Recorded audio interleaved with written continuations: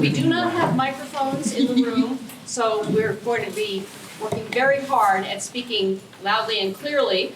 But if anyone would like to move closer to the front of the room in order to hear better, please feel free to do that now.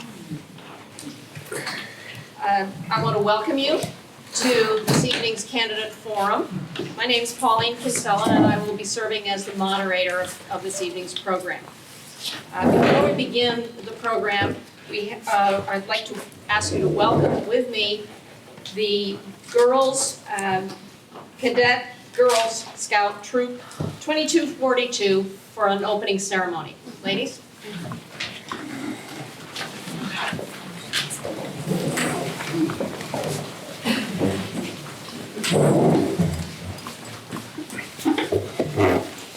I pledge allegiance to the flag of the United States of America and to the republic for which it stands, one nation, under God, indivisible, with liberty and justice for all. Thank you, ladies.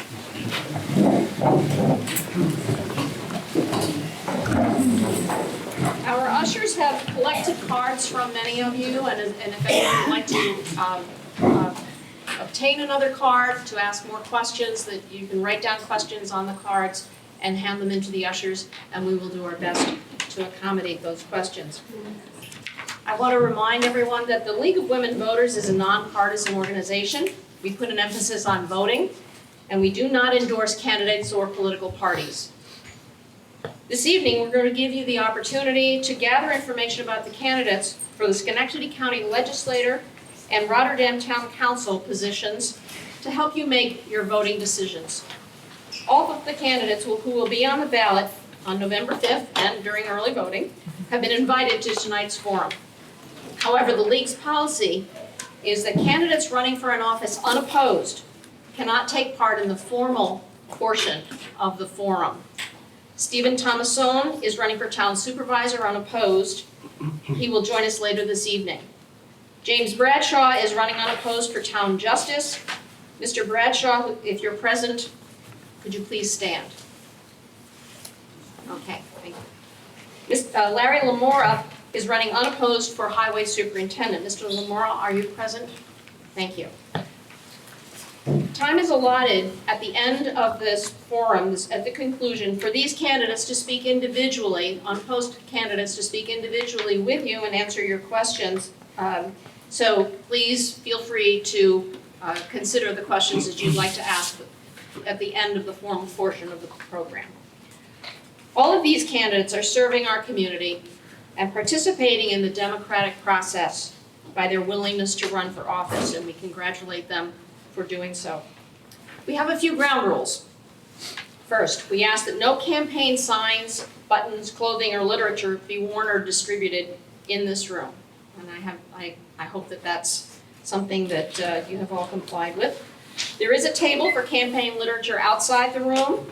There's also information about the League of Women Voters and information about voting, about New York State's early voting program at the entrance where you came in. No video or audio taping or pictures are allowed in this forum. Please turn off your cell phones and keep them in your pocket for the duration of the forum. We appreciate that.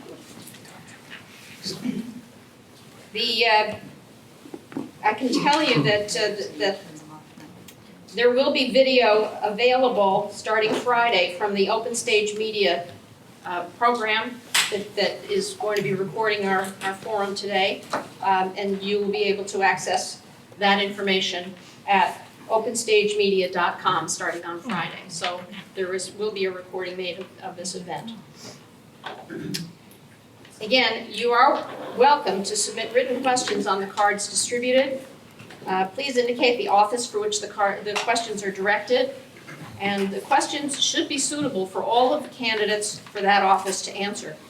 Please hold up your cards and an usher will collect them throughout the forum. So if you have a card that you've completed or that you wish to complete and have collected during the program, just raise your hand and we have ushers who will come and collect them from you. The questions will be screened, and questions that are unclear, hostile, or of a personal nature will not be used. Questions that fall in the same general area may be consolidated in order to have an efficient use of our time and of the candidates' time. There's often not enough time to cover all the issues, but please feel free to contact the candidates themselves directly for more information if you have questions after the conclusion of this evening's forum. For each office, candidates will have a 2-minute opening statement, 1 minute to answer each question that is presented, and a 1-minute closing statement. We have timers, right here, who will hold up a yellow card when there are 30 seconds left for each candidate, and then a red card when it is time for the candidates to conclude their remarks. And we ask the cooperation of our candidates who are present to abide by those time constraints. We know they're strict and quite tight, but in order to get as many questions answered as possible, it's essential that we have compliance with those time constraints. During the questioning time of the forum, the order of candidates will be varied. After each statement or question, please hold your applause until all of the candidates have spoken. That will save time and give you the opportunity once again to get as many questions as possible answered. Therefore, without further ado, we are going to proceed with opening statements from the candidates for county legislature in District 4. There are 3 candidates present this evening, and we are going to go currently in this first round in alphabetical order, beginning with Mr. Eric Hess. Mr. Hess, would you like to make your opening statement, please? Yes, hi. Thanks for the opportunity to be out in front of all of you. I am a current resident of the town of Rotterdam. Lived in Rotterdam all my life. I've born and raised here. I went to Pine Grove Elementary School, Jefferson Middle School, and so on. So I've got deep roots here. My kids grew up here. My family is here. My mother, sisters, brother, many nieces and nephews. I have a deep passion for this community, for the town of Rotterdam in particular. Like to see that great things happen here. I'm a private sector employee. I work for a rep firm. I sell wastewater and water treatment equipment. I design pressure sewer systems and design systems that make our drinking water clean and also our wastewater clean for distribution into the ground. I'm not beholden to any political people. Like I said, I'm driven by profits. I'm measured by numbers and goals and getting things done. So I know I'd have a positive impact in our community by using my communication skills, project management skills, networking skills, negotiating skills, and a strong work ethic to get things done in my district. I'm deeply engaged. I'm out in Dwaynesburg. I'm out in Princetown. I go to Rotterdam Town Board meetings and I try to stay up to speed on things that are happening in my town. Thank you. Our second speaker is Mr. Anthony Jasinski, Sr. Mr. Jasinski. Thank you. Thanks to the Legal and Voters for hosting tonight's forum. And I believe that forums like these are very important to the election process. My name is Tony Jasinski. I'm running for re-election this year with my brother Matt Martin because our belief in the importance of public service and our commitment to keeping Schenectady County an affordable place to live, to work, and to raise a family. As a father and a grandfather, I have a vested interest in keeping our county successful so that our children and grandchildren have the option of remaining here with a growing tax base, stable taxes, affordable housing, good paying jobs, and a clean, safe environment. As a lifelong resident, I grew up in Rotterdam, graduated from Draper High School, and began heading down the path of public service as a volunteer firefighter in District 2 on Curry Road. I'm a charter member of Rotterdam EMS, and when the opportunity arose to join the Rotterdam Police Department as a paramedic, I was fortunate to have been chosen as one of Rotterdam's first and Rotterdam's finest in this life-saving program. Worked my way up through the ranks to become its 5th chief of police and retired from the department in 2001. I was then elected to serve on the Rotterdam Town Board and subsequently appointed to fill a vacancy on the county legislature in 2007. Ran, was elected to fill the open seat and then re-elected in 2011 and 2015. During that time, I've taken on many committee responsibilities, sponsoring legislation in public safety, transportation, civil service, and intergovernmental cooperation. And I'm very proud to say that the pinnacle of my service in the county legislature was being unanimously elected by my colleagues, regardless of their political affiliation, to serve as their chairman. And the year 2019 represents the end of my second term in this leadership position. And county government is complicated. Learning the operation and becoming a successful legislator takes a commitment of time and effort and the ability to build a consensus to get things done. Working with my colleagues in a bipartisan manner, we have delivered on our promises to become more efficient and to keep Schenectady County affordable while maintaining the services, the quality of services you have come to expect from your county government. 2020 represents the 5th year of no county property tax increase. Thank you. Our third candidate is Mr. Matthew Martin. Mr. Martin. Hello everybody in the room, hello everybody at home. My name is Matt Martin. I am running for Schenectady County Legislature, District 4. I am 34 years old. I'll just give you a little bit about my bio first. I don't want to overcomplicate things. I won't need the 2 minutes. Just like I govern, I tend not to cloud the waters. 34 years old. I've been a Schenectady County resident my entire life. I went off to college, I met my wife in high school at Chalmette. We married. We have 2 wonderful children, Luke and Cameron, who go to Chalmette School. We've established roots here. We built a house here. So I put my money where my mouth is. That's why I want to run for Schenectady County Legislature. I have a bachelor's and a master's degree in engineering. I currently work at a very notable company in the area where I design electric machines, both power generation equipment, big electric generators, and motors for aviation systems.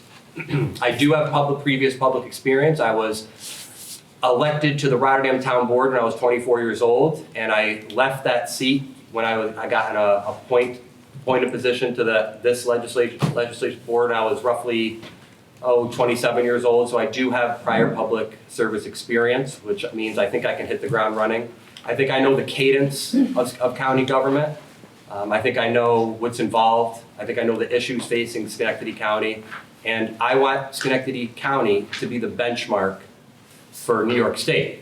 I don't want people to think of Saratoga when they think of upstate New York. I want them to think of Schenectady County. And we need to do something. We need to do it quick, because there's an exodus from New York State. It's no secret. And if we don't get our act together fully, I love the progress that's been made, but we have to do more in order to maintain Schenectady as the best county in New York State, which I want it to be. Thank you. Thank you. At this time, we have some questions for the members of the candidates for county legislature. And we are going to begin with Mr. Jasinski, and then move on to the other candidates. The first question that has been presented is this: as a senior on a fixed income, how will you make sure I can stay here to age in place? Well, I think we're doing that already. We have a very strong senior long-term care department that works with seniors, and they don't call it age in place anymore, they call it live in place. So they call it Seniors Living in Place SLIP. That's the goal of our senior long-term care department. We work with seniors on a myriad of issues, whether it's home delivered meals, whether it's to find services that allow them to stay in their home. Well, eventually, when that point in time comes where they can no longer be there, we put our resources into a brand new facility and rebuilt Glendale Home, which I'm very proud and happy to say has turned the corner and no longer a drain on the taxpayers, but we have a 200-bed facility that actually state-of-the-art allows our seniors to age when they can no longer stay in their homes in Glendale Home and right here in our own community. Thank you. I'm going to repeat the question just so everyone can hear it once again. The next speaker response will be Mr. Martin.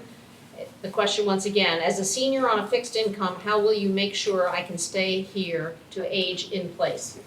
I believe for a successful community, you have to have respect for every generation. And ironically, I think for seniors to age in place in a successful manner, you have to make Schenectady County a place where everybody wants to come to, including millennials and the new age. If the tax base grows and people want to come here, it gives an incentive for everybody to want to live in peace and harmony in Schenectady County. That means getting control of taxes. Taxes have to, like Mr. Jasinski said before, taxes have been under control for the past 5 years. Controlling them continually needs to be of utmost importance for seniors to stay in their home. Every great society and every successful society in the history of mankind has respected and taken care of their seniors. End of story. That's why we have the nursing home when that time comes where you have to exit your home, and all of that money you put into the tax system can finally come to help you at the end of your life and for long-term care. That's what I think. Thank you. Mr. Hess, I'm going to repeat the question one more time. As a senior and on a fixed income, how will you make sure I can stay here to age in place? Well, some of the seniors I've spoken to here in Rotterdam, they want to shop locally. They don't want to go to Niskayuna or Glenville to go shopping. They'd rather shop here right here in Rotterdam. So one of the obstacles is driving the other side of town to go shopping, for example. More programs for seniors, improvements to the senior center to attract and keep the seniors here. Work really hard. Try to get them some support with things around the house. When I was 16 years old, they had a program called Job Junction where kids could help seniors at a very low cost. They were vetted ahead of time and referred to seniors such as cutting the grass, maintaining their property, or just to bring them groceries. I'd like to reintroduce that. I'm not sure that there's a nonprofit locally for that, but I'd like to see that come back again. So the kids keeps them out of trouble, keeps them helping the seniors. So thank you. Thank you. For our second question, we have the following. As a county legislator, what investments in our community would you make that would specifically benefit District 4 and why? Our first speaker on that would be Mr. Martin. I think the biggest investments the county can make are related to infrastructure improvements. I tend to not err on the side of government getting involved with investment in the free markets. I typically don't like when that's done, but I think infrastructure is a thing that's already part of Schenectady County under the auspices of the county legislature. I like to see that just always improve and always be the utmost model for any of the areas around here, as well as continue to draw in new business into the airport. It's also something we control. I don't want government to overstep its bounds and go into investments where it doesn't need to go. I think the other side is you need to control taxes and drive in private firms to do the sort of investment that we need in the county. And that involves District 4. So reducing red tape for businesses to come into the county, being collaborative with our towns to ensure that happens, and trying to get businesses and investment here organically instead of trying to force it through other means. Thank you. The next speaker on this topic will be Mr. Hess, and I'm going to repeat the question so it's clear to everyone. As a county legislator, what investments in our community will you make that would specifically benefit District 4 and why? Well, I agree in part with Matt with the infrastructure. I think the town of Rotterdam, or all of District 4, needs some help with improving infrastructure, particularly water and sewer in the town of Rotterdam and Princetown and out towards Duanesburg. The second major investment I'd like to see is a showcase town park.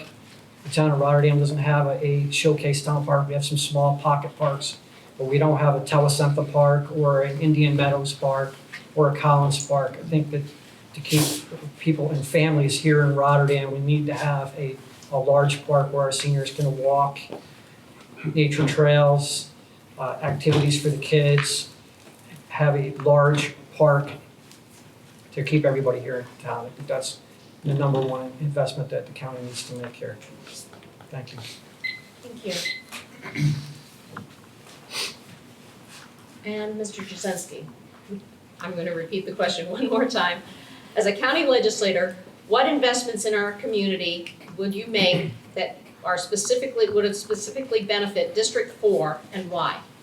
You know, it's interesting, being on the county legislature and now being the chair, I represent Rotterdam, Williamsburg, and Princetown, but our county is very diverse. We have a city, we have suburbs, and we have very rural areas. Even in District 4, we have a town, we have a village in Delancey, town of Williamsburg, town of Princetown, and we're one step removed from local government being at the county level. I meet monthly with the supervisors of all of the towns in District 4, and we brainstorm about ways that we can cooperate and work together. I can cite 3 examples of things that we've done that specifically impact those municipalities. In Duanesburg, they have a real difficult time with broadband internet because they're so rural. We provided $100,000 in funding and worked with the broadband committee in Duanesburg to find a way to get that internet service to those residents up there. We have kids that go to the Quaker Street Library and sit in the parking lot to do their homework because they don't have internet at home. In Princetown, they have issues with their water system. We have $50,000 in funding that we let to Princetown to help them with that. Thank you. Our next question is, how would you make our community safer? And our first speaker on that would be Mr. Hess. Well, I mentioned earlier the job junction where kids could, early teens, teenagers could help seniors with this job junction program. Helping our seniors, it would help them, it would be a very community-based program. That's one way. More community programs. Our county library, we invest a lot of money in our county libraries, and I think that our libraries are underutilized. I think that it should have more family-type programs at the library, an even better job of advertising and inviting the community into these libraries to keep these kids. It's a learning center. It's more than shelves with books. Really need to have programs for the kids to come in, and I think that would eliminate a lot of the midnight roaming around the town. They had more community-type things to do. Thank you. Mr. Jasinski is next, and the question once again is, how would you make our community safer? It's really an unfair question because I was the police chief here in this community. But I can say, as a county legislator, back 2 years ago, there was an article that appeared in the paper that says Kankakee County was the highest crime county in the state. And the legislature responded by meeting with all the police chiefs to find out what it is that they needed, not from the top down, but from the bottom up. How do we make our community safer? Each one of the police chiefs told us that staffing was their number one concern, staffing and resources for technology. We can't afford to hire 30 cops, but we put together a crime task force to deal with issues with countywide jurisdiction that can go when there's a spike in burglaries in Niskuna or Rotterdam. We can send 15 people there to work with the existing police resources to get the problem solved.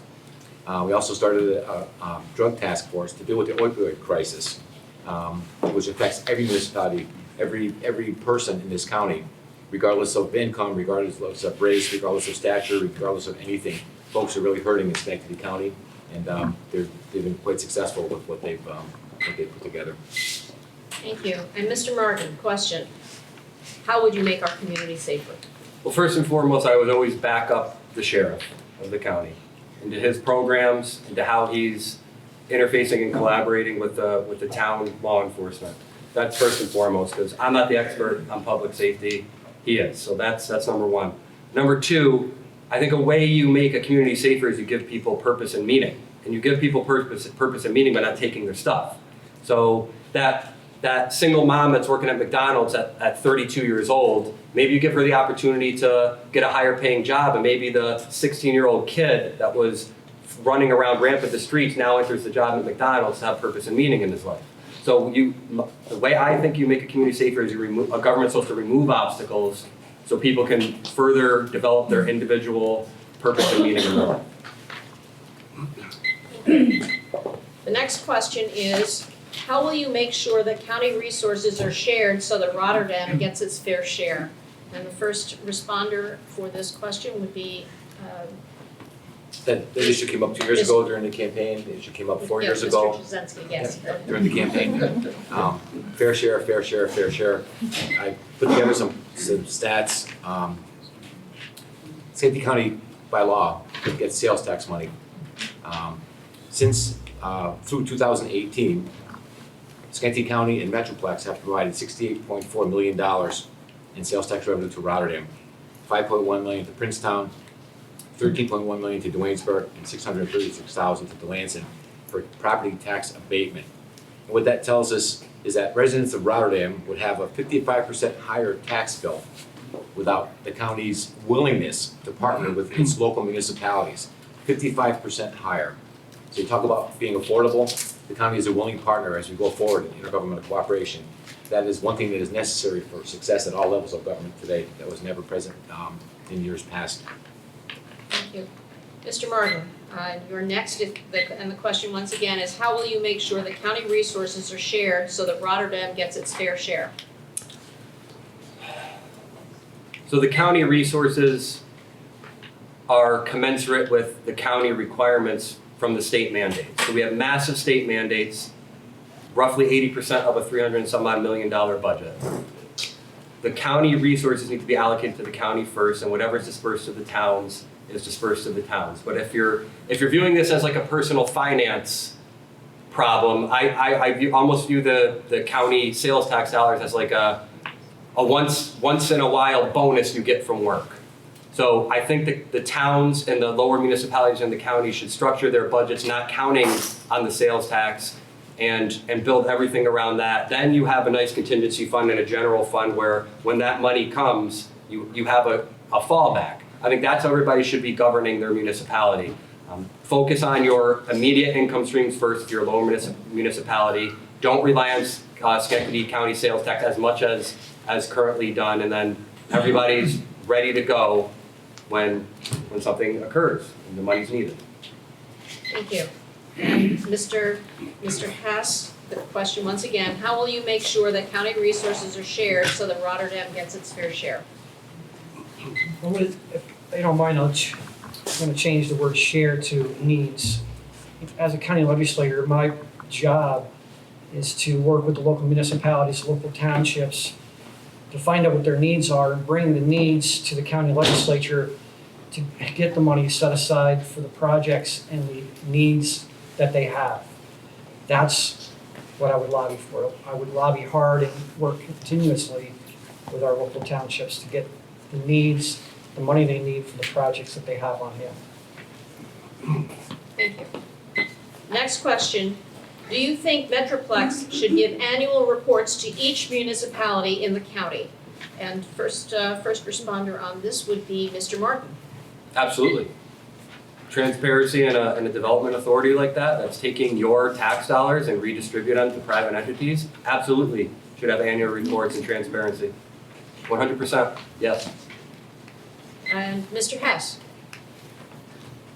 Yes, transparency is important. I think that we need to go one step further with Metroplex and ask them for an analysis of what they've invested in thus far and what their return has been on their investments. They need to know where their money is best invested.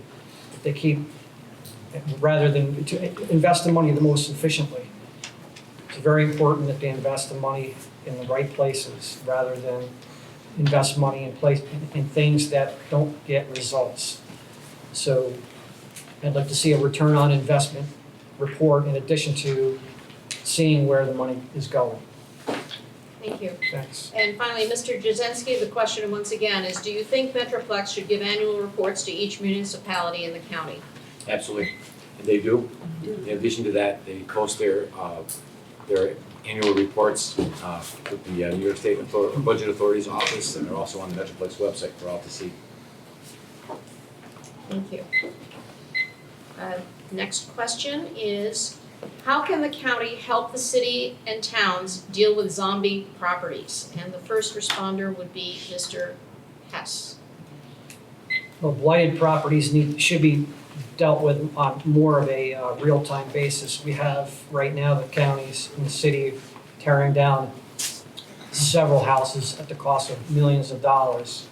These blighted properties really should be dealt with on a real-time basis, so we are not dealing with multiple properties at a huge expense all at once. There's got to be a better plan to deal with these blighted properties, either sell them at a very low cost or even give them to nonprofit organizations for them to rebuild, such as homeless housing, victims, women of victim of violence. Got to be a better way. Thanks. Thank you. Mr. Jasinski, once again, the question is, how can the county help the city and towns deal with zombie properties? We are currently in our third year, soon to be our third year, with the Capital Region Land Bank, which is an entity that the county started partnering with the city of Schenectady and the city of Amsterdam to deal with just that issue, to either demolish blighted properties, those that can be rehabbed, get them back on the tax rolls. What they also do that people don't realize is legally, we do, as a county, we do up foreclosures for every municipality outside the city of Schenectady. The city of Schenectady does their own. It takes 4 years for a property to be in the foreclosure process before we can take title to it.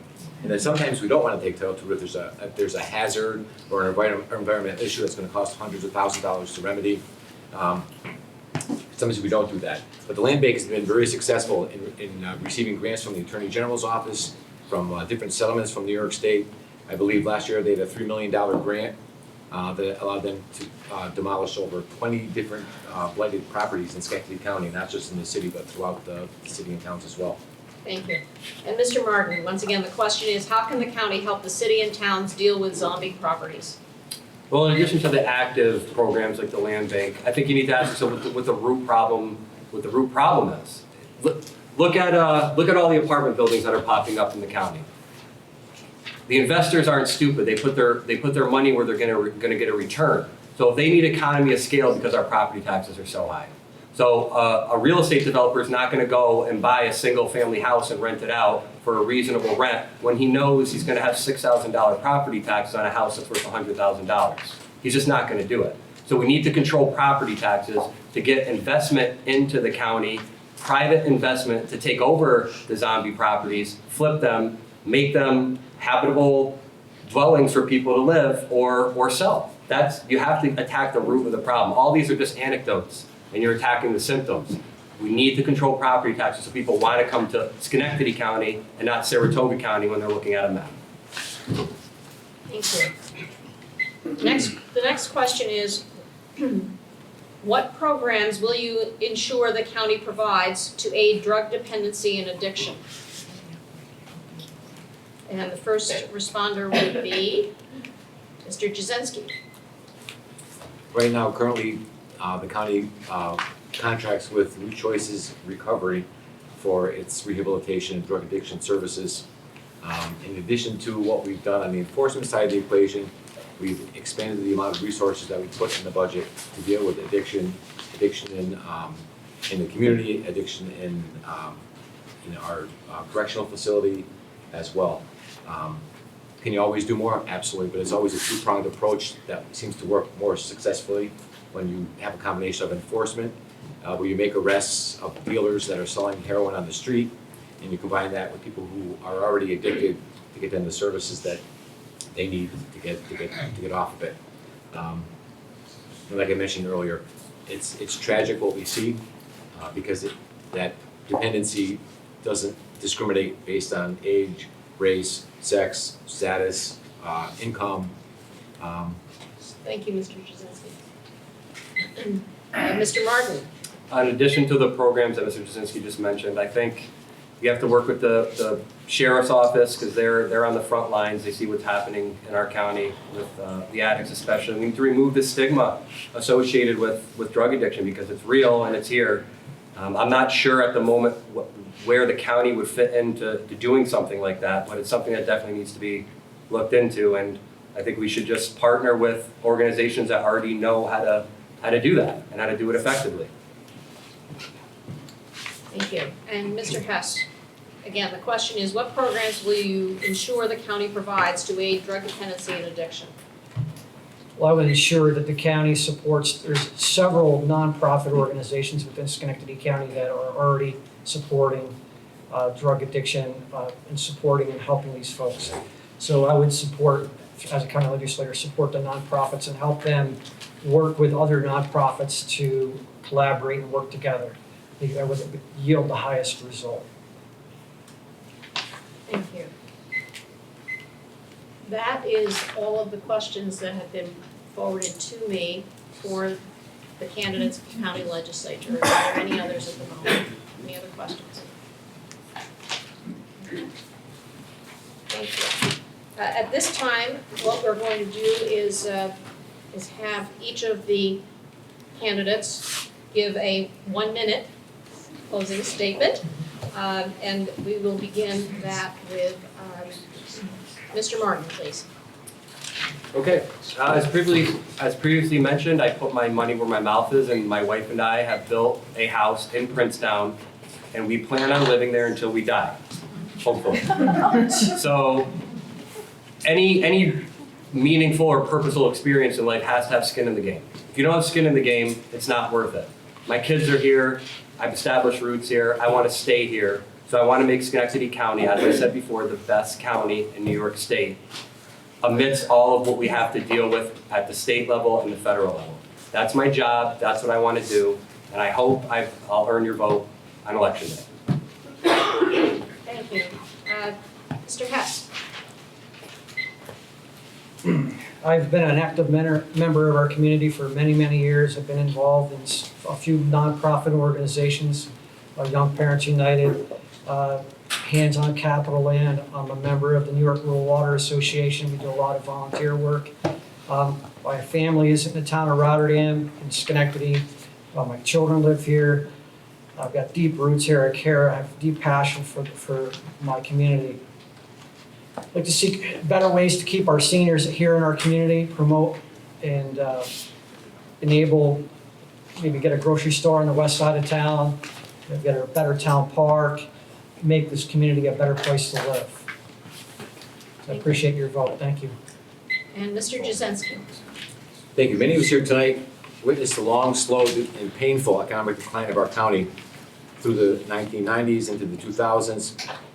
Across New York State, counties were subject to fiscal stress brought on by the recession, increased state mandates, increased needs for public assistance. And Schenectady County was no different. We were even forced to amortize our retirement costs during the bad years. But our county legislative team chose a path of efficiency and has wisely leveraged the power of county government to help reverse the decline. First of all, we stopped mid-year appropriations. I'm going to jump all over the board because I only have 30 seconds left to just touch on some highlights. Schenectady County will be the first county in New York State to be energy independent by the year 2020. Working with our LED lighting program and GE through a Solar Energy Consortium, we're going to provide savings to every county, every municipality in Schenectady County. Over a decade of stagnation, 2020 represents the 4th year of increased financial assistance to SEC. We already spoke about Duanesburg and Princetown. We have a drainage project in Rotterdam that the county is going to fund for almost $300,000 in the year 2020. And one final thought.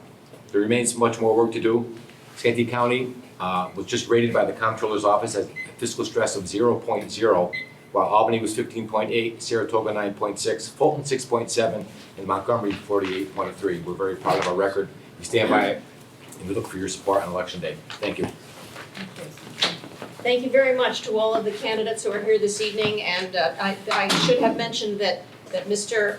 McGarry was unable to be here, but he is a candidate for the county legislature as well. He is not in attendance this evening. But for those of you who are able to join us, we thank you and appreciate your remarks.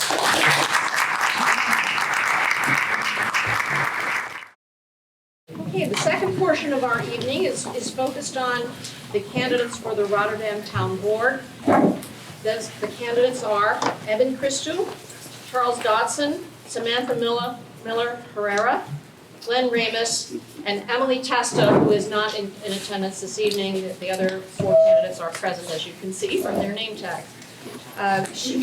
We will begin with opening statements from each of the candidates, And once again, we're going to begin in alphabetical order for the opening statements. And so I ask Mr. Christou to provide an opening statement in 2 minutes. And once again, our candidates we will much appreciate it if the candidates focus and pay attention to the timers who are here to help us.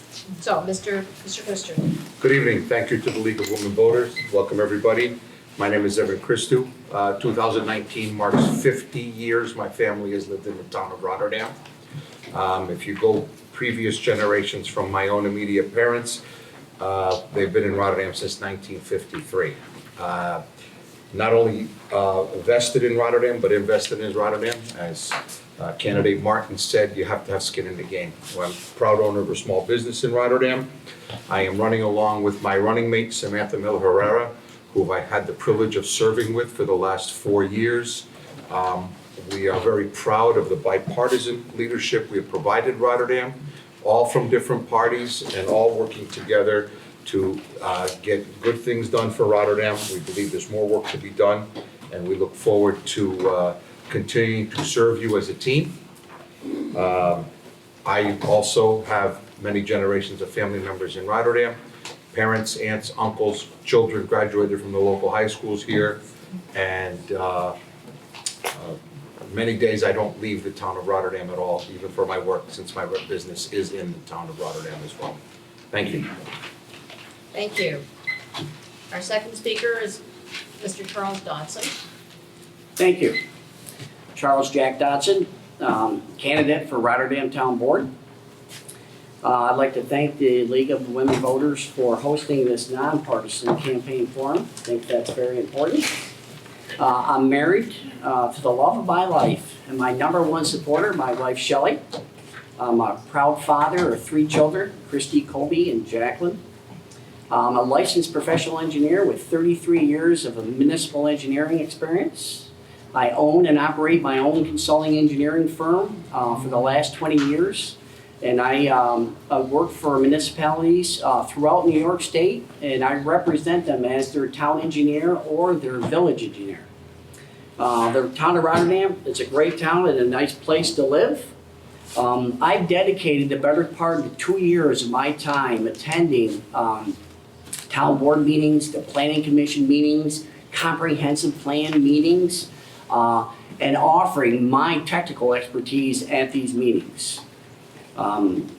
Why do I do this? Because I care deeply about the town. You can live here forever, okay? That doesn't mean you care deeply about your town. You have to come out to meetings and actually stand up to the people at meetings to get your voice heard. I think that's very important. Transparency and full disclosure in this town is very important to me. I do not see that happen on a regular basis. I need to see it happen more to make me happy, and I think to make the residents happy. We need a town staff engineer in this town. Many of the problems that we see in the town of Rotterdam are a result of the lack of technical knowledge, okay, on our town board. And that includes infrastructure, our highway garage, salt storage barn. This building, okay, it's a lack of having technical expertise. I offer that technical expertise. I offer balance to our board. Vote for me on November 5th, 2019. Thank you. Thank you. Our next speaker is Samantha Miller Herrera. Good evening, everyone. I'm Samantha Miller Herrera. For those of you who don't know me, let me give you a little background about myself. So I am a mother of 2 girls, Violet and Charlotte. Violet's age 8, Charlotte is age 2. I am the stepmother to 2 older children, Sky and Zoe, 16 and 19. You know, we like to run the full gamut of daycare to college in my house. I am married to a Marine who found his way to the Air National Guard, so I spend some of my time being a military spouse. And my husband is also a full-time law enforcement officer. He's an officer for the court system. And I am an attorney, which, you know, we're a dime a dozen, but I like to think I'm a special breed in that I'm a prosecutor. I prosecute juvenile delinquency crimes for the county of Schenectady. We've heard a lot tonight about kids getting in trouble and how we keep kids out of trouble. Well, I deal with that all day long, so I have a lot of ideas about that. I am a current member of the town board. I've been on for 3.5 years, and I hope that you will support me for another 4 years. 3.5 years seems like a lot of time, but for the first couple of years, we spent a lot of time with what I would call partisan bickering. We tried to fix things that had been deadlocked and not been able to be accomplished for years. And once, things got moving, things started moving. We have a board that works collaboratively, as Mr. Christou said. We work in a civilized manner to make sure that the best interests of the residents is not only heard, advocated for, and presented, and that we achieve what the public needs us to achieve. So I am asking for your support moving forward to continue that work, to keep building beautiful parks, to repurpose our pocket parks, and to find programs for our children, and to make Rotterdam more attractive to young families and a great place for our seniors to continue to reside. Thank you. Thank you. Mr. Ramos. Yes, hello, everyone. I'd like to thank the League of Women Voters. I just want to say that when the League of Women Voters handled the election process in the past decades, there was no question about election fraud ever. And I want to hand it to the League of Women Voters for bringing us all here tonight. I've been a lifelong resident of this town. I was born in 1953, grew up on Gifford Church Road, moved over to Arbor Avenue in the Town Hall neighborhood, 56. I've been there since 1956. I'd like to tell a little bit more about myself, my work experience. I've worked in local schools, BOCES, tutored. I've been on a couple nonprofit board of directors. And as you can see, some of you can see that kind of had a little setback back in November, and kind of visually impaired. So I'd like to say that a lot of my neighbors in town, have been there a long time too, friends of my parents. Some of them are in nursing homes now. I spent 2 months in Baptist Retirement Center in December to January. And, some of my parents' friends are still around. 36 left. My next door neighbor, I want to shout out to Ernie and Flo Townsend. Ernie was number 13 policeman on a 13-man Rotterdam police force. Big shout out to Ernie and Flo. They're probably watching the ball game right now. So my experience in town, I used to hang out at the boys club. I played Little League, I played Babe Ruth. I attempted to play little ball at Draper. So I know a lot of people in town. I have a lot of good friends here. 2 minutes is up. Thank you. Thank you. We're now going to move forward with the questions from the audience, and the first question is as follows. As a town board member, how would you make Rotterdam more inviting for younger families? And for the first response from Mr. Dodson, please. Thank you. For the younger families that are coming to town, I just think that we need to have more of the quality of life issues that I've been advocating for. This town has no sidewalks. As a young family coming in here, my wife and I used to take a running stroller out with our kids and go all over this town. You can't do that in the town of Rotterdam. You have to go down on these roads with no shoulders, with cars coming at you. It's not inviting for young families. In addition to that, I agree earlier with Eric Hess. He had mentioned that we have no large town park. I've been to most of the town pocket parks in our town. There's no programs individually at those parks to attract families in those local neighborhoods. We really need a town park. It's been talked about forever. Let's get it done. Thank you. Thank you. Our next responder will be Ms. Miller Herrera, and I'll repeat the question very quickly. As a town board member, how would you make Rotterdam more inviting for younger families? Thank you. So what's interesting is I moved here with my husband when we were newlyweds and are raising 2 young children here in the home, that my grandparents built. So how do we attract families like mine to come to Rotterdam and stay in Rotterdam? Running a fiscally responsible town so that our taxes are affordable is, a big thing, and it's a big issue for me and something I definitely try to keep tabs on and work hard to ensure that we're being fiscally responsible. Second, our parks. We talk about pocket parks. We have lovely pocket parks that should be specialized. We should be ensuring that we have playground equipment for younger children, separate from older children, handicapped accessible, swings. We have handicapped accessible swings that are regularly vandalized. Improve security at our parks so that our kids can go play there and we don't necessarily have to worry about it. And third, we have a summer program, camps. I'd like to expand that moving forward and ensure that more of the town knows about those programs. Thank you. Thank you. Our next speaker, Mr. Ramus, and again, the question is, as a town board member, how would you make Rotterdam more inviting for younger families? I think there's a lot of younger families, especially starting out at my age. I'm 66 years old. We still have a good core of young people, their great kids, grandkids that are still in town. And, we have a really great place to live here. As long as we have our great schools here at Mohan and Shalmont, no more Draper, we have the Draper Lofts now. But I'm saying if the kids are encouraged to do well in town and encouraged to attend our community college and attain a career, I think it's a perfect place for young people to live. Thank you. And finally, Mr. Christou, the question again is, as a town board member, how would you make Rotterdam more inviting for younger families?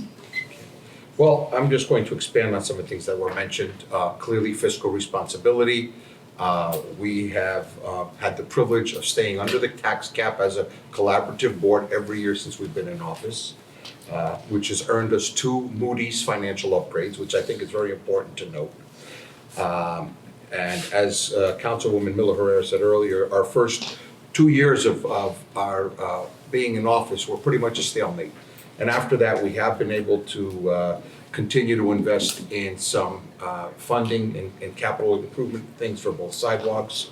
The idea of a large park is not a new idea. Supervisor Tomazone, very often I drive through the west side of town. We've looked at a 160-acre site. We've looked at 130-acre site. And clearly something that would be beneficial, and I don't think anybody is not in favor of a town on the western side. Thank you. Thank you. Our next question is, please comment on guidelines you would take when considering zoning changes. And our first speaker will be Ms. Miller-Herrera, please. I know when I look at zoning changes and requests for them, one of the first things I look to is whether it's a similar use to the zone that's in place.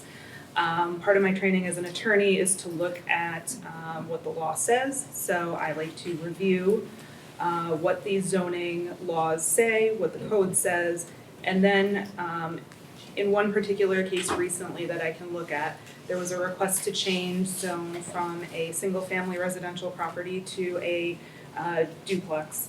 And when looking at that, I know that I reached out to our assessor and asked for an inventory of multifamilies in the neighborhood.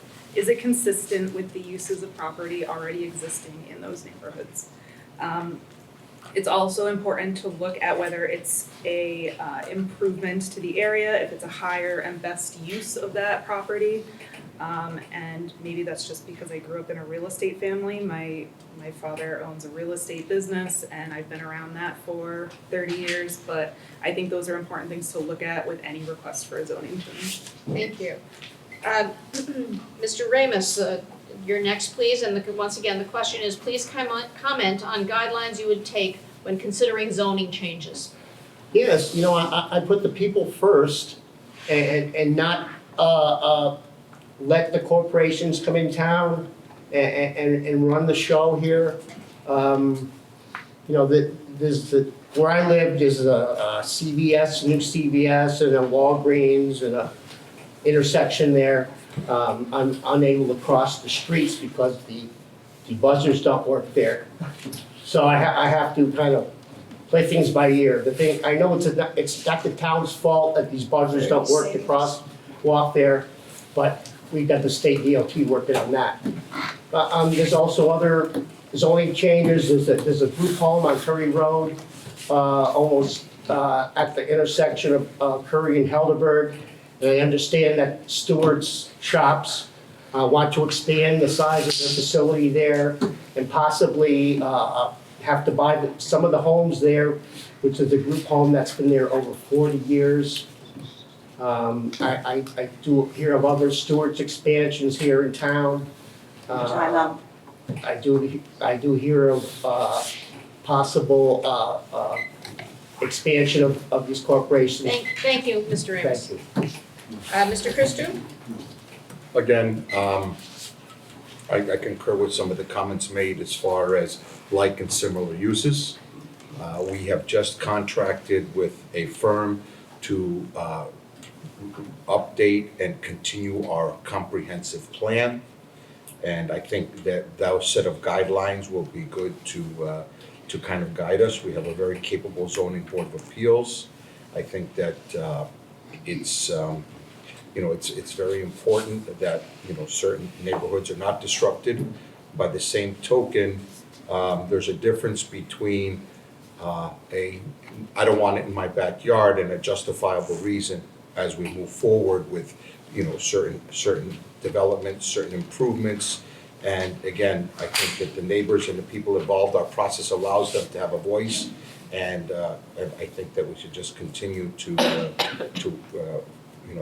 improve and develop this comprehensive plan of ours and move forward. Thank you. Thank you. And finally, Mr. Dodson, your response, please, to the question. Please comment on guidelines you would take when considering zoning changes. Thank you. This is one of the reasons why I'm running for town board. In the last 2 years, I've attended all those meetings because I really feel in this town that the property owners' rights are disenfranchised on a regular basis. We consistently in this town change agricultural zoning to some sort of business zoning so we can continue to put, businesses on or in residential neighborhoods where people don't want them. We are going off a 2001 comprehensive plan. If it wasn't for some projects that came in this town in the last 2 years, we would still be on that comprehensive plan doing the things that we've been doing in this town. It's through people advocating is the reason why we're updating our comprehensive plan at this point in time. And we need a new comprehensive plan. We need you, the public, to come out and actually be at the meetings, okay, so that they can hear from you about the vision you would like to see in this town and the zoning you would like to see in this town. Thank you. Thank you, Mr. Dodson. The next question is this. Please comment on guidelines to consider for any further development of solar energy collection facilities. And our first speaker would be Mr. Ramus. Yes, I do believe that we should move from a fossil fuel-based economy to a self-sustaining economy. My aunt and uncle used to live in Schenectady, and they moved to Virginia in the 70s. They had solar panels on their house back in the mid-80s. So I am familiar with some of these self-sustaining forms of energy. And, we have to make choices. We have to make choices, not just for us, but the generations ahead of us. And solar farms seem like a perfectly good way to start. And we don't need any more gas stations, gas pumps. We don't need anything that's going to disrupt our infrastructure. And if we ever lose our natural resources like our Great Falls Aquifer, guess what? We're all in trouble. Okay, thank you, Mr. Amos. Our next speaker on this topic is Mr. Christou. And once again, the question is, please comment on guidelines to consider for any further development of solar energy collection facilities. Thank you. As Chairman Jasinski mentioned, the county has kind of spearheaded this solar development, and I think they're doing a very good job, and they're offering opportunities to not only save the county and the city some money, but each surrounding municipality. I think that they've taken a very responsible approach. The technology is changing and improving every day. And we will look forward to continue to work with the county legislature on solar technology. Thank you. Thank you. Mr. Dodson, the question again. Please comment on guidelines to consider for any further development of solar energy collection facilities. Thank you. I too believe in alternative energy and solar. However, I do not believe in the installation of solar on town-owned public water supplies, for instance, Rotterdam Junction. I believe that the county made a big mistake and the town made a big mistake in installing solar panels on Rotterdam Junction's water supply. In my work, we don't install anything within 200 feet of a water supply. They're looking at installing solar panels within 10 feet of the water supply. Why don't we install solar panels at a water supply? Because there's hazardous materials in those solar panels. They have to clean them with chemicals that we have no idea what they're using. When they do the construction at the site, you could pour one Dixie cup full of gasoline leaking out of a construction vehicle, it'll contaminate the entire water supply. The New York State Department of Health would not advocate or approve construction of solar panels on a public water supply. Thank you. Thank you. And Ms. Miller-Herrera, again, the question is, please comment on guidelines to consider for any further development of solar energy collection facilities. I'm a strong believer in the use of sustainable energy and the need for our communities to move away from fossil fuels. As we look to the future, finding space for solar panels, wind generation, that takes land. So how do we find appropriate parcels of land for that? I think one of the best things we can do is reuse space that we have and repurpose it. One of the locations for solar has been the closed landfill, which didn't have very much purpose for us at this point other than costing us for ongoing mitigation. So I think it's important that we look at how we can repurpose space to provide for those energy sources and make sure we're doing it in an environmentally friendly way. Thank you. The next question is this. How does apartment construction affect Rotterdam's wastewater treatment? The first responder would be Mr. Christou. Thank you. When a development is approved, that analysis is being done. And usually when these apartment complexes are approved, they're making a significant contribution to the infrastructure. For example, Solara, which is on a waiting list, by the way, over in Burdick and Thompson Street, they brought up the water line, the sewer line rather, from the sewer plant to the top of the hill. We need sewers on the western side of town because that's where many of the opportunities are. And I think we need to continue to be responsible in approving projects, but we have to pay special attention to the ones that are going to contribute to the infrastructure and allow us to continuously improve our sewer plant along with the $2.1 million which we recently bonded to improve the sewer plant. Thank you. Our next speaker will be Mr. Dodson, and the question once again is, how does apartment construction affect Rotterdam's wastewater treatment? All construction affects our wastewater treatment plants. Keep in mind, in Rotterdam, you actually get service from two entities. We have our own wastewater treatment plant off West Campbell. And the additional wastewater that's coming off this new Hamburg Street district and stuff goes to the city of Schenectady, so it's split. Our wastewater treatment plant is antiquated. There's no doubt about it. They can tell me all day long that they're putting $2.1 million in it. It's just renovating things that have been bad in the treatment plant for several years. The process is very antiquated. The site is too small for any future developments. You know, ultimately that wastewater treatment plant shouldn't be there. They're actually siting at this point in time a new highway garage and salt storage building right across from the wastewater treatment plants. So we'll see where that goes at some point in time. We need to upgrade the town of Rotterdam's infrastructure, including sewer. How can we be a town of 30,000 people? We're like one of the only towns, I think, in New York or the country that has 30,000 people still on on-site septic system. That's ridiculous. Let's get something done. Thank you. Thank you, Mr. Dodson. And Ms. Miller Herrera, again, the question is, how does apartment construction affect Rotterdam's wastewater treatment?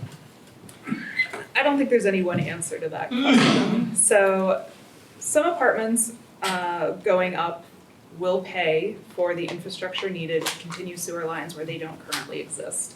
I currently live at the west end of town. There are no sewers where I live.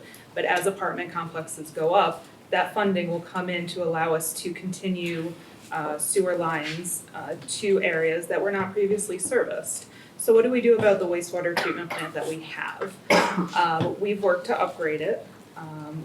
And moving forward, yes, it'll need additional resources to service those people.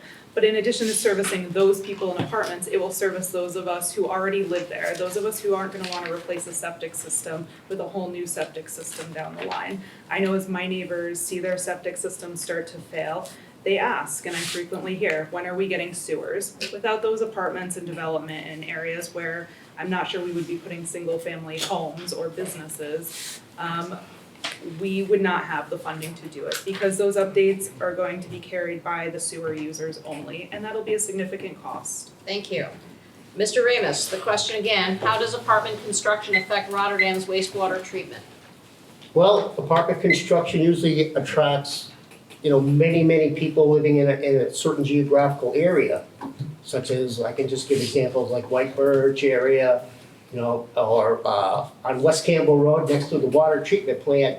I have a friend who's playing team trivia tonight, I hope they win, but he lives in the apartment complex adjacent to the water treatment plant, and they've had to grow trees and foliage and everything to prevent the airborne toxic effluent from entering their apartment complex. So I just think the more apartment complexes we have, there'll be more car traffic, there'll be more microplastics from tire rubber going into our storm drains, and it's really a serious issue that we have to closely examine with probably Union College scientists, RPI scientists, Cornell University scientists. Thank you, Mr. Ramus. The next question is, in what ways do you or would you advocate for quality of life of Rotterdam senior citizens? And our first speaker on this point would be Mr. Dodson.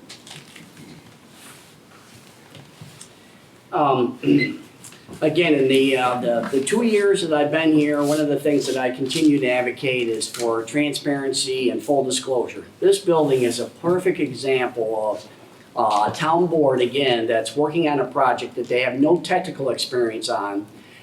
They're renovating a building that's not conducive for seniors, okay? No elevators in here. Seniors can't move around without elevators going up and down stairs. I got involved 3 years ago in the town.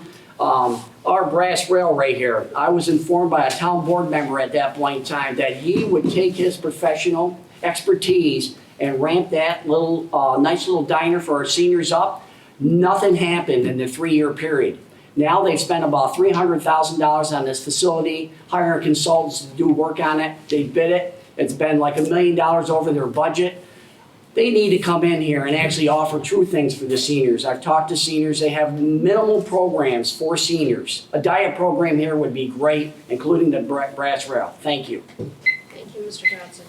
Next speaker will be on this topic will be Ms. Miller Herrera. Again, the question is, in what ways do you or would you advocate for quality of life of Rotterdam senior citizens? So the senior center comes up frequently, but one of the issues that's closest to my heart is the ability, we talked about aging in place or staying in your homes. My home that I'm raising my children, and my children are the 4th generation being living in that home. My grandparents lived there, they built the home, and when my grandfather was no longer able to stay there, he ended up hospitalized until they could find a nursing home that would take him. He ended up in Albany, and my grandmother would get in her car, despite not being the best driver, and would drive to Albany every day to see him until he passed away. That's just, it's terrible. Our seniors should be able to stay together as a couple in our community and not have to worry about getting on the thruway and driving to see their loved one every day. aging in place is vitally important, not just for our seniors, but for children growing up in our community. For them to be close to grandparents, neighbors, whoever it is that provides them with some insight into the history of our town and, you know, the lives that people have made here. And after all those years of my grandparents paying taxes into this town, to be separated and shipped Thank you, off somewhere Mr. else. Thank you, Mr. I apologize for going over. Like I said, I feel passionate about it.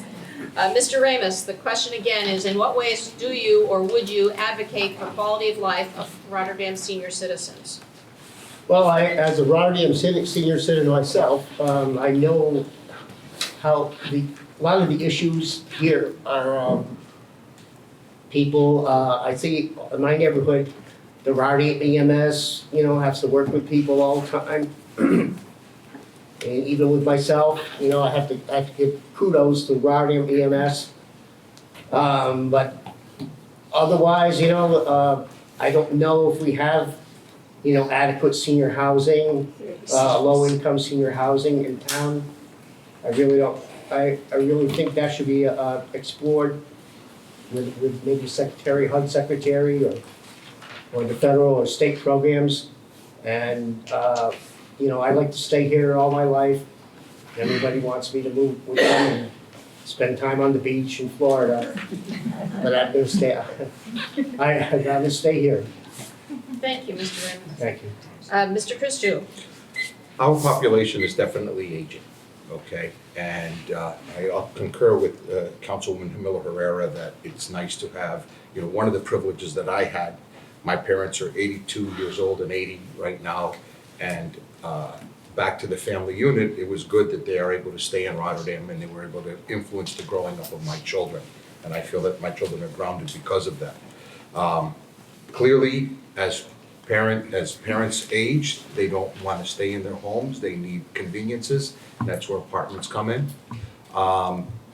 And other senior living communities, which every community needs. And as far as the senior center, there's a lot more than can be discussed in 30 seconds and a lot of facts that have not been, and I don't believe in blowing out somebody's candle to make mine shine brighter. So if anybody after the meeting would like to talk about the senior center and the real facts of the senior center, I'll make myself available. Thank you, Mr. Brewster. The next question is, please comment on recent public discussion on the topic of water meters. And our first speaker on this topic would be Ms. Miller Herrera. Thank you.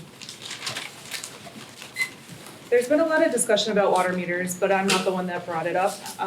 So I'm only going to speak from my perspective. Water meters are expensive. Our homes are not set up for them. They will need to be installed. We have to figure out how to get regular readings of them. We already meter commercial water, but when it comes to our residential users, it would create a burden that I don't think is fair. And to shine a light upon it when nobody else is talking about it, the state isn't looking to enforce it, I think is a disservice to our community, especially our seniors and those living on a fixed income. I know that we will have to work with the DEC moving forward in figuring out a plan in the long term, but it's not something that we should be screaming that the sky is falling to our community on a daily basis. It's important that we worry about the things that are on the forefront, the things the state needs us to do, the stuff our town needs us to do now. Thank you. Thank you. Mr. Ramus, once again, the question is, please comment on recent public discussion on the topic of water meters. Yes, I know other municipalities have water meters.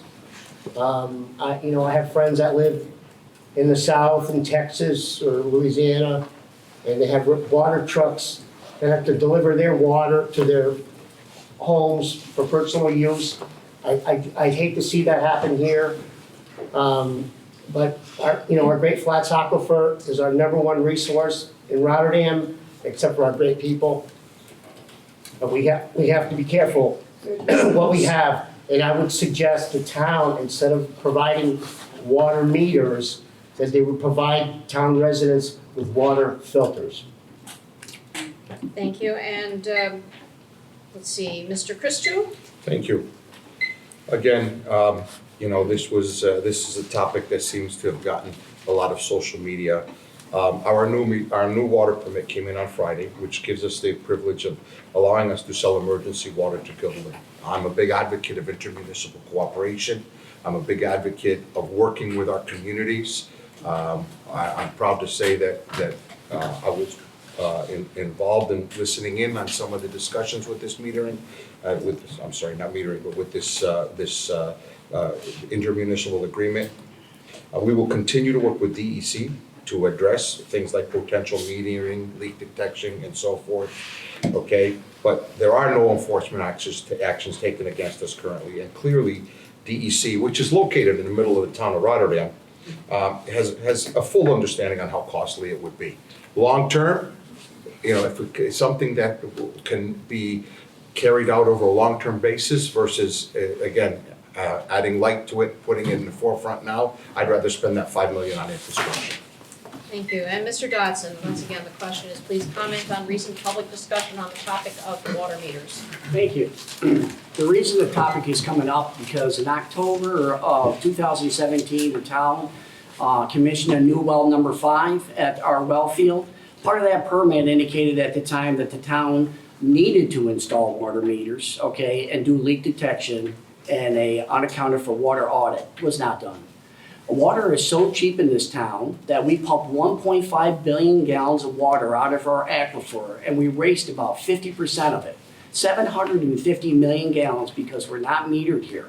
That causes us to use 2 times the amount of electricity, 2 times the amount of chemicals, higher pressure in the distribution system, and water main breaks. I find it very ironic that I just listened to a conversation here about solar and how we'd like to move from fossil fuels. Well, we'd like to take a precious resource that we get from the Great Lakes aquifer and waste it. I think that is wrong. In addition to that, I think the meter rate structure that we have here in the town is against seniors. Seniors are paying for people to water their lawn, their gardens, and fill their pools at seniors' expense. That is wrong. Thank you.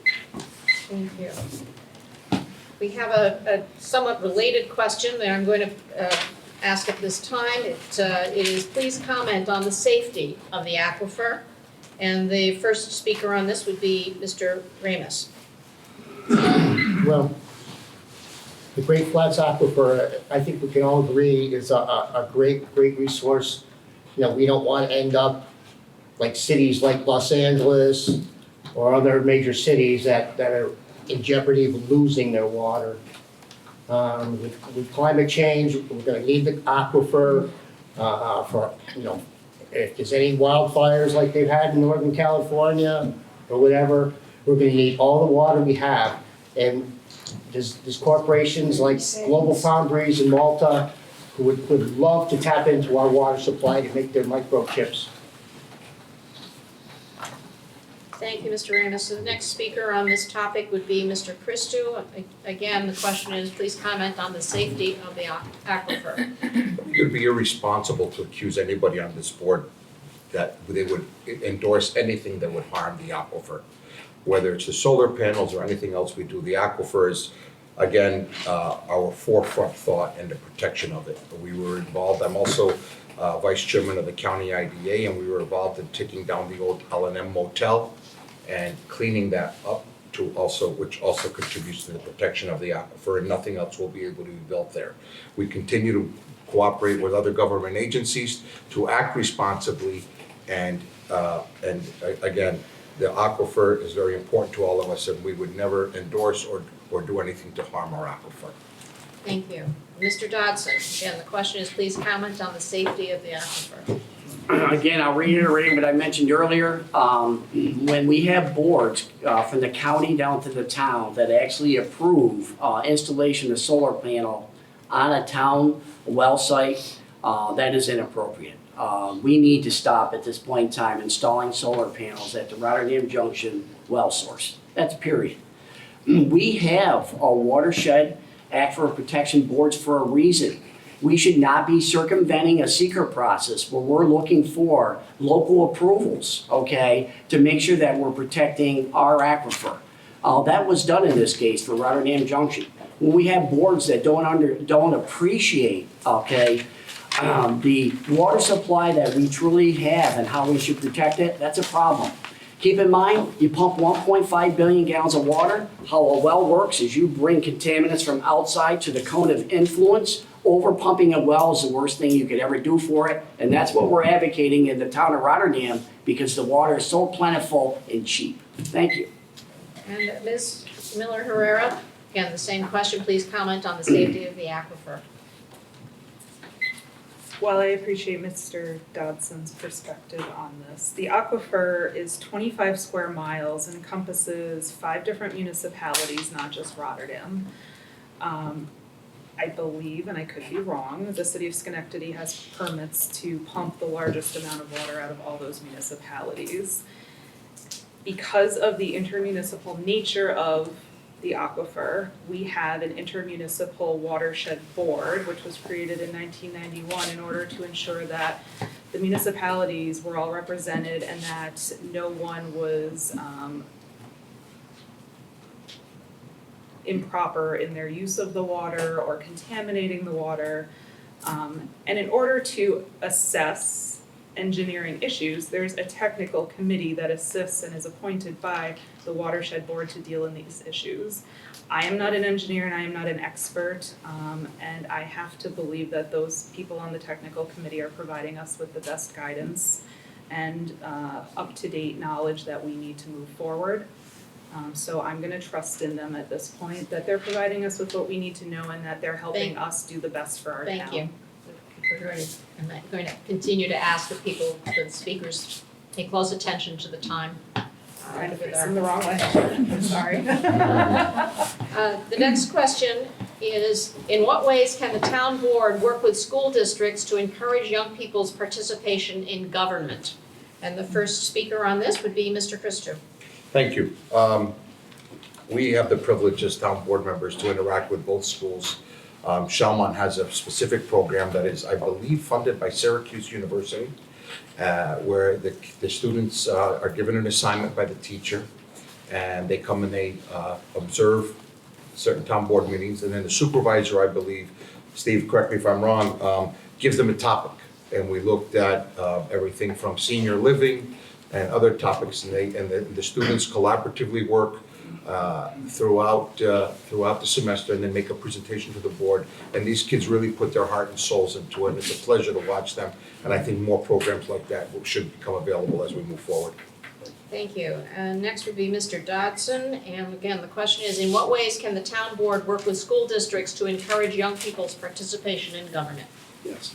One of the delights of coming to town board meetings is actually seeing the students actually come into board meetings. I know Shelmont has a very good program, and I don't know what we have to do to encourage Mahadison students to do something similar, but there's so much to learn at town board meetings. And to have young students come and listen to all the discussion is very, very important.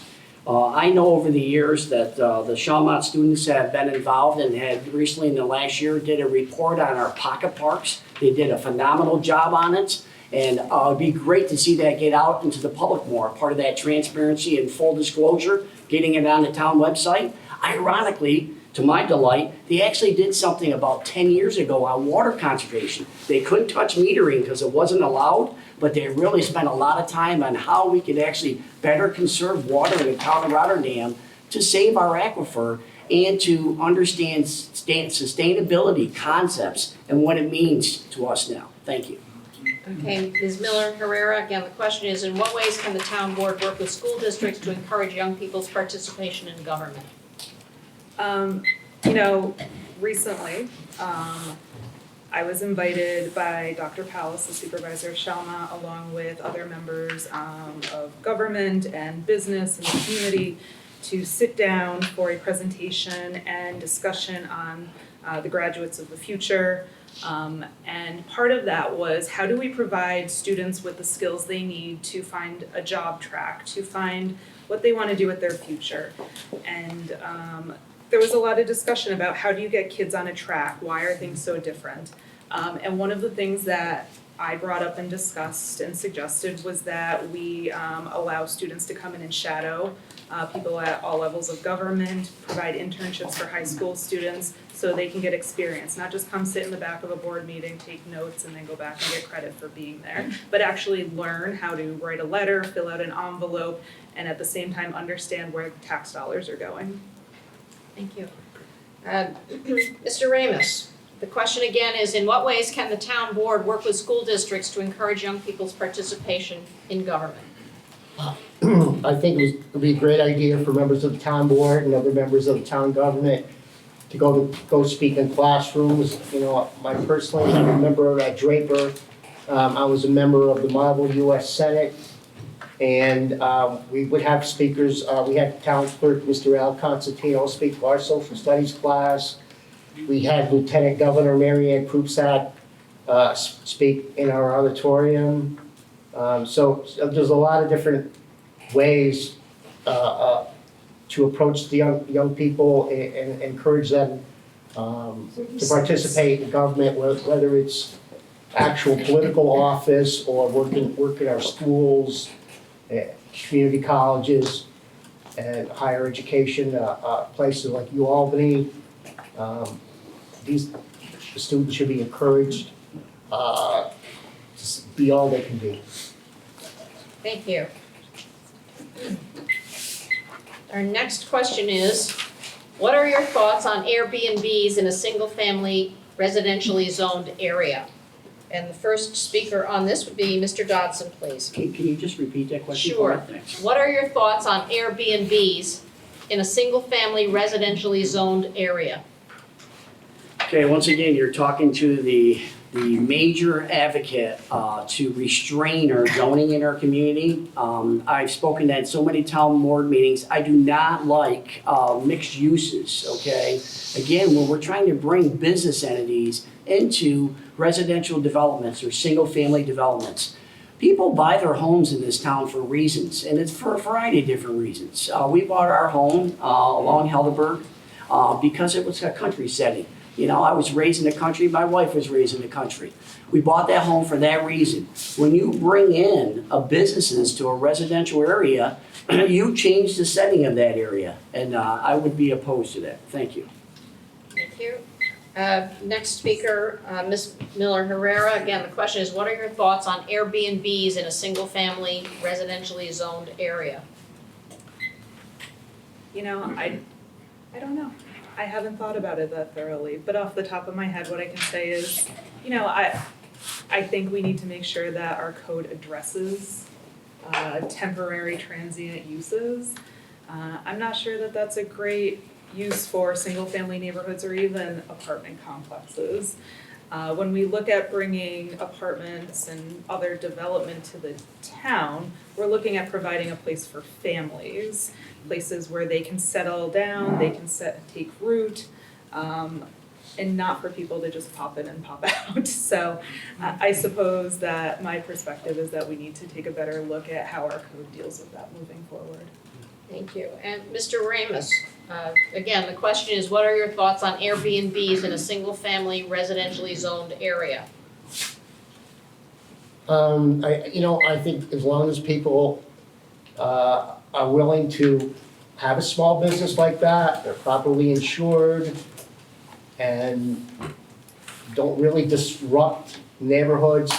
We have a lot of disruptions already with our people with their dogs, or we had nice weather this week. We hear the loud motorcycles and the trucks. So I don't know. I mean, I have mixed feelings about that. But, personally, I think as a small business person who's trying maybe to be in the hospitality industry, we could probably try it on a trial basis, maybe year by year. Thank you. And finally, Mr. Christou, would you like me to repeat the question? No, I got it. Okay. Small piece of trivia, I don't know if you know, but the founder of Airbnb is a Niskayuna High School graduate. And he's spoken at their commencement addresses. And it's an amazing concept for tourist areas, for people to get a bargain place to live without having that hotel feel. One family residences, again, concurring with Councilwoman Miller Herrera, I think it's something that our comprehensive plan and code should address. It's very hard to broad brush a one-sentence, question into something that probably a little complicated, that will involve everything from insurances to liabilities and everything else. But there's a time and a place, and perhaps one-family residence is not the absolute best place for such a concept. Thank you. Next question is,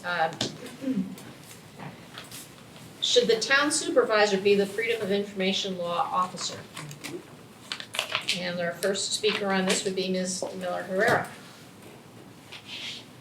I don't necessarily have a problem with that.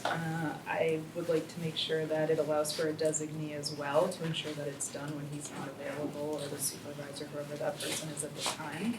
I think as an officer and a fiduciary of the town, you're always under the Freedom of Information Law. It's very clear that you have to provide information. It's not something that I don't think it matters who does it, because the law requires that it be done properly and be done a certain way. So as long as they're compliant with the law, I don't have a problem.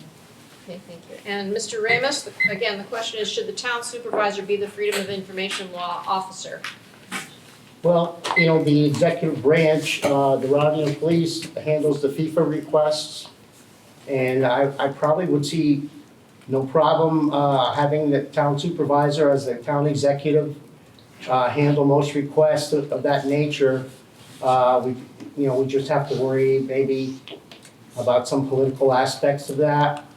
But I would just encourage people that the Rotterdam Police, I think, does adequate FIFA request procedure. Okay, thank you. And Mr. Christou. As it was said, there are strict guidelines on how Freedom of Information Acts are responded to. We have a responsibility as town fiduciaries, as Councilwoman Miller Herrera said.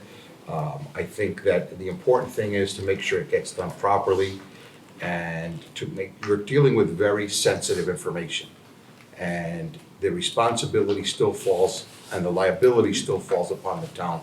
So I too also do not have a single problem with the supervisor, along with possibly an additional designee, to make sure the information is dispersed responsibly and to the right parties. Thank you. Thank you. And Mr. Dodson, again, should the town supervisor be the Freedom of Information Law officer? That's a great question. Rotterdam is very unique in New York, probably across the country. The majority of record keeping is done by the town clerk for a reason. They're trained in record keeping. We're a town of 30,000. We have a part-time supervisor that believes he has the time to manage all the FOIL requests.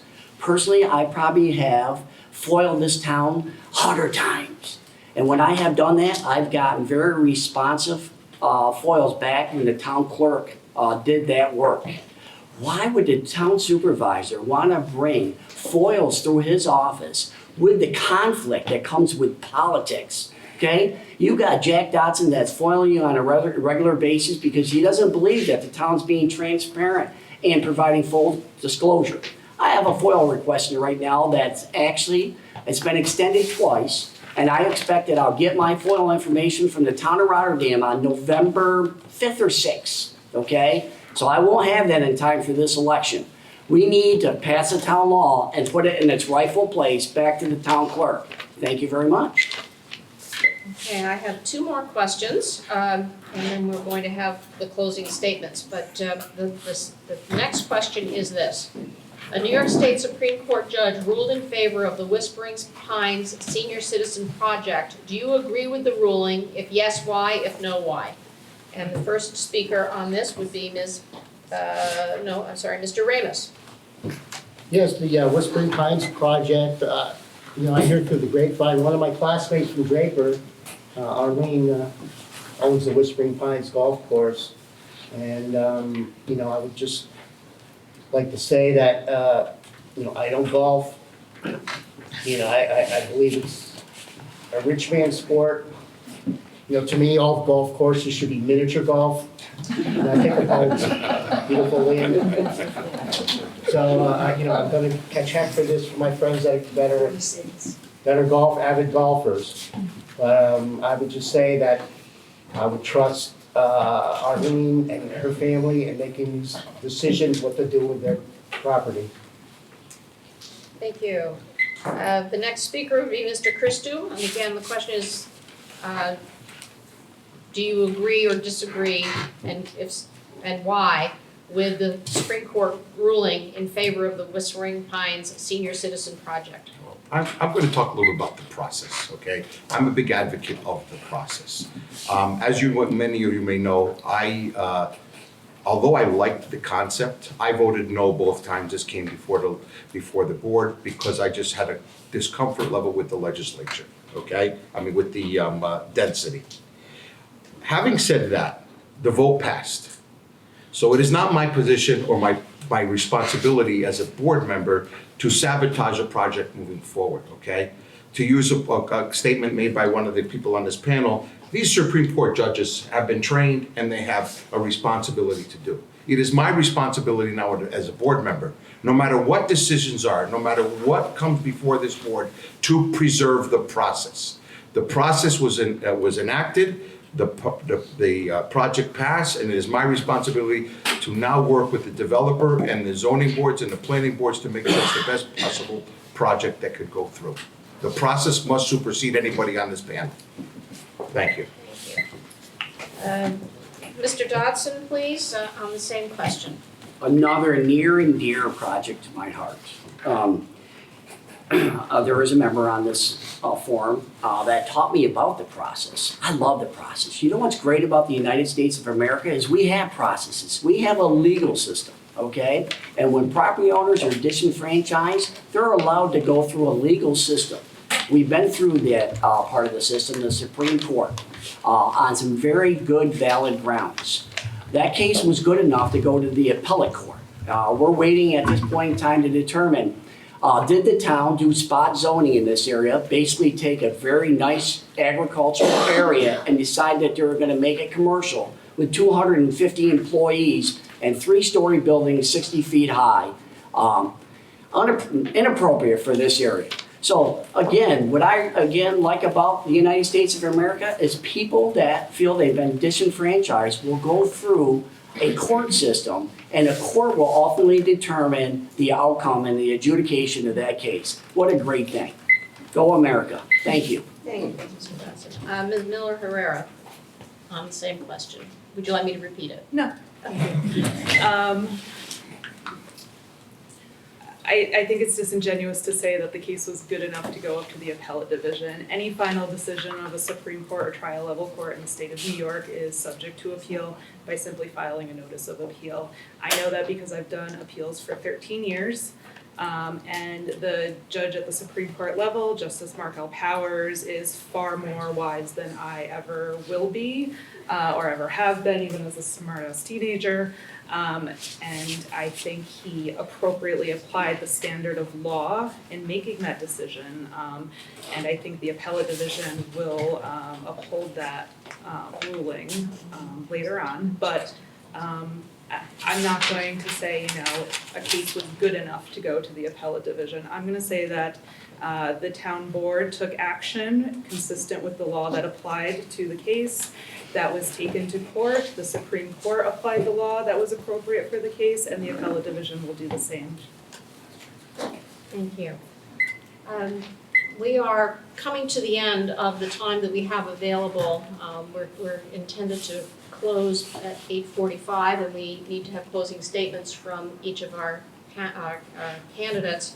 There is one question that I have not had a chance to get to, so if the person who put in this question would like to have further conversation with candidates about it individually after they have the opportunity to make their closing remarks, I'm sure that the candidates will be more than happy to provide their responses. But at this point in time, I'm going to ask each one of the candidates to give a 1-minute concise closing statement, and we're going to ask Mr. Dodson to go first. Thank you. Thank you. I'd like to thank the League of Women Voters for hosting this nonpartisan forum. Rotterdam celebrates its 200th anniversary in 2020. Rotterdam is indeed changing, and a vision for our future must include infrastructure improvements, facility improvements, and a comprehensive plan to secure our tax base and to make us competitive for the future.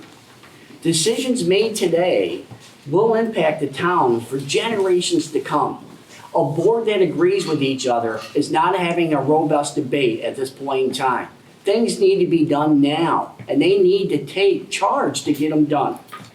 Elect me, Charles Jack Dodson, to provide the technical expertise and guidance to the town board.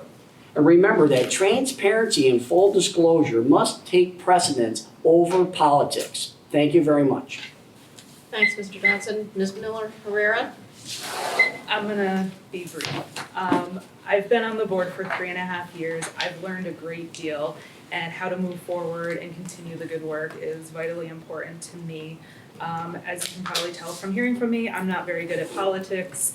You want transparency, I'm the person to talk to. I don't sugarcoat things, I tell you how it is, and I will continue to do so and advocate for what this town needs. A robust discussion you will get from me, and I will do it in a civilized manner with everyone around me to make sure things get done. Thank you. Mr. Amos? I'm, a newbie running for political office, my first time on the ballot. I'm on the Green Party. I'm not accepting any political contributions from anybody, or I'm not spending any money on this campaign of my own. I just like to say that I'm proud to have lived here all my life and remember 50 years ago, the Rotterdam sesquicentennial, and it's nice to be around for the 200-year celebration. Thank you, Mr. Amos. Mr. Christou? I am privileged to own a business here in Rotterdam, which allows me to see between 2,000 and 3,000 residents a week. I often refer to my restaurant as the Mayberry Barbershop, because I am in the position where I really get the opportunity to have my finger on the pulse of our community. I have an opportunity to engage with people. I have an opportunity to separate facts from fiction, and I have an opportunity to respond to concerns on an individual basis. I'm proud of that engagement that I have with our town residents. It's been a great honor and pleasure to serve with this bipartisan, collaborative, and transparent board. Contrary to what others say, this is a very collaborative and transparent board, and we do have spirited debates. We just choose to have them during our agenda meetings or on one-on-one, as opposed to in front of the cameras. Thank you, and I hope that you will support both myself and my running mate, Samantha Merrill Herrera, on Election Day. Thank you. I'd like to thank the candidates for participating in this evening's forum, and I want to thank the audience for your questions and your attention and your engagement in our civic activities. I do want to remind you, of course, to vote. New York State, as you I hope know, will have early voting for the first time this year at the following locations. One is at the Karen B. Johnson Library in downtown Schenectady, the Viaport in Rotterdam, the Glenville Senior Center, and the Niskayuna Town Hall. All voters may vote at any of the early voting locations in Schenectady County. Early voting will take place between October 26th and November 3rd. More information about the availability of early voting is available at the entrance. Absentee ballots are also available for this election. Voters may submit an application for an absentee ballot with the Board of Elections by mail postmarked no later than Tuesday, October 29, or in person at the Board of Elections no later than November 4, which is the day before Election Day. The last day to deliver an absentee ballot in person to the Board of Elections is November 5th. I want to, at this time, congratulate the candidates for their insightful and appropriate and on-target responses. And I would like to encourage you to speak individually with unopposed candidates who are present this evening, or I'm sure that the candidates who have been part of this forum would be more than happy to answer any additional questions that you may have. So thank you very much for being here this evening. We appreciate it. Thank you.